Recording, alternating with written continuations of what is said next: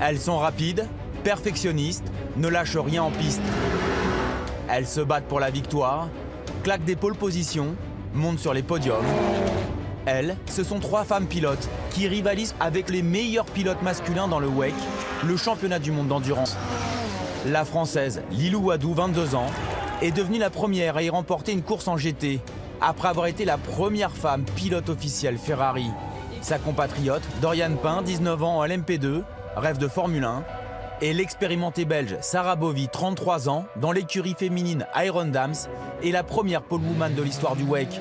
À l'occasion des 6 heures de Portimao, nous avons suivi les coulisses de leur préparation, des essais à la course. Toutes les 3 ont en ligne de mire le centenaire des 24 heures du Mans.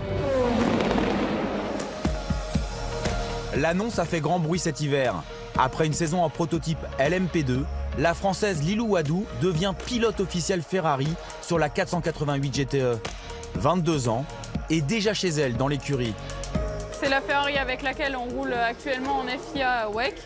C'est des Ferrari GTE. C'est une voiture qui est assez rapide. On a beaucoup d'aérodynamisme dessus. Là, c'est l'endroit où on met notre casque, les écouteurs, etc. Donc là, on rentre dans la partie un peu plus privée. C'est la partie des ingénieurs. C'est un peu le coin où on travaille. Là, on a tous les pneus pour tout le week-end, de toutes les différentes GTE, avec les différentes, face avant. Pilote pour la marque la plus emblématique du sport automobile, Lilou Wadou, c'est une trajectoire atypique, passée notamment par le TCR et l'Alpine Cup.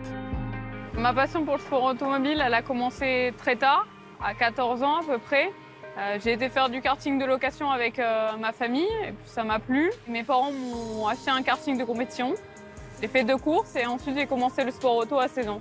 La Française, qui rêve d'hypercar à moyen terme, a déjà conquis son équipe et écrit une page d'histoire en devenant à Spa la première femme à remporter une manche de WEC. Elle est propre, pas d'erreur, très calme au volant, feeling et feedback cohérent et précis, donc vraiment super facile à travailler. À Portimao, l'équipage veut se rassurer lors des premiers essais libres, après l'énorme crash d'un coéquipier de Lilou lors de la première course à Sebring. Le circuit de Portimao, un toboggan de 4,6 km avec des dénivelés comme nulle part ailleurs dans la saison. De véritables montagnes russes qui vont exiger une mise au point hyper précise tout au long du week-end. C'est une piste qui plaît plutôt bien à beaucoup de pilotes parce qu'en fait on est souvent à l'aveugle et ça rajoute un peu d'adrénaline et un peu de difficulté sur certains endroits, donc c'est plutôt sympa. Concurrente directe dans sa catégorie au volant d'une Porsche RSR, la pilote belge Sarah Bovy. Par exemple ici, le dernier virage, le challenge c'est d'essayer en qualif de le passer à fond. On sait que ça va être difficile, j'espère vraiment y arriver et pouvoir en sortir une grande joie après.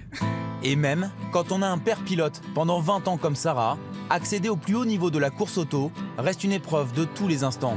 J'ai fait des études en marketing et en communication parce que mon but c'était d'essayer de comprendre un peu comment convaincre des sociétés d'investir sur un sportif. Ça a été un peu un chemin de croix parce que c'est un milieu où c'est pas forcément évident de trouver des budgets, de financer les saisons en sport auto. Ça coûte très cher, mais c'est ce qui m'a permis finalement d'être toujours là et d'avoir toujours un peu de pilotage, etc. au moment où le projet Iron Dames cherchait un pilote dans ma catégorie.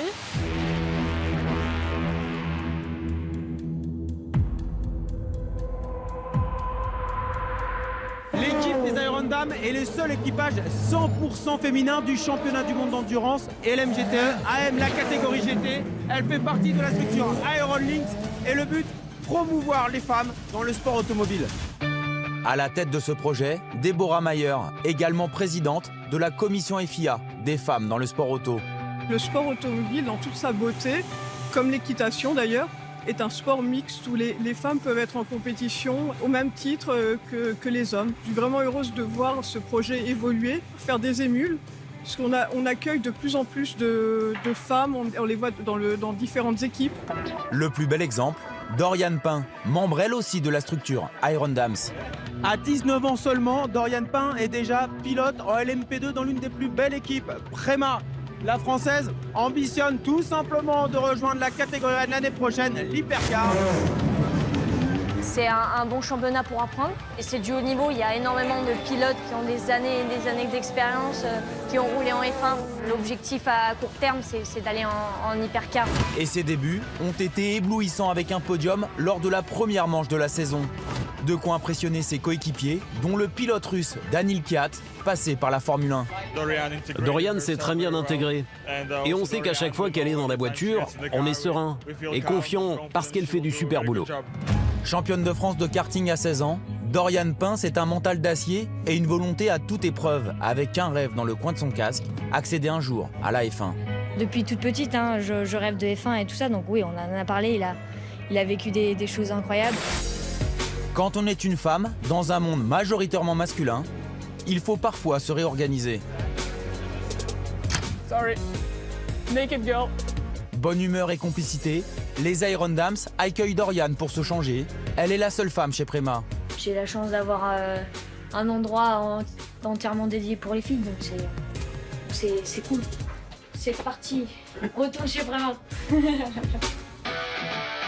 L'heure des qualifications approche, la tension monte, pas pour tout le monde.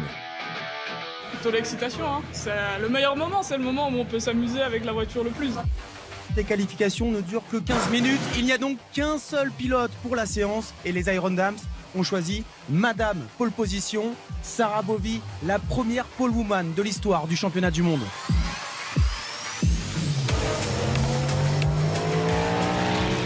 Pendant que Lilou observe son coéquipier en piste, Sarah Bovy améliore son chrono à chaque passage. Et finit par signer le deuxième temps derrière l'intouchable Corvette. Voilà, il nous a manqué un petit souffle, mais c'est pas grave. Demain, on va essayer de se rattraper. On a 6 heures pour essayer de prendre la tête de la course et de la garder. En LMP2, Prema, l'équipe de Doriane Pin, décroche la pole position dans sa catégorie.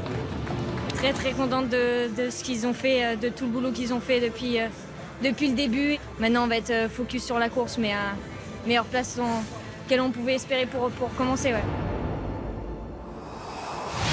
Jour de course, moment historique pour Doriane Pin sur la grille de départ.